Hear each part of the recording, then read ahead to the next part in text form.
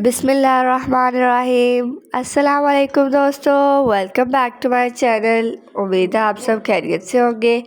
आज की मैं अपनी इस वीडियो में first year poem number 3 loveliest of trees the child now की कोटेशंस शेयर करूँगी।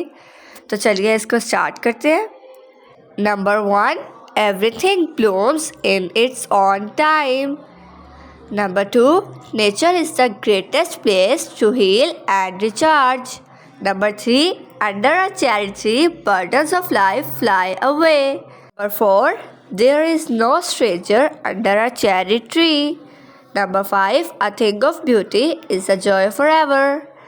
Number 6, truth is beauty and beauty is truth. Number 7, the earth has music for those who listen. Number 8, nature is a painting for us. Number 9, nature always wears the colors of the spirit.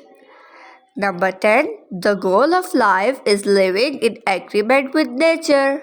Number 11, loveliest of trees, the cherry now is hung with bloom along the bough. Number 12, what a strange thing to be alive beneath cherry blossom.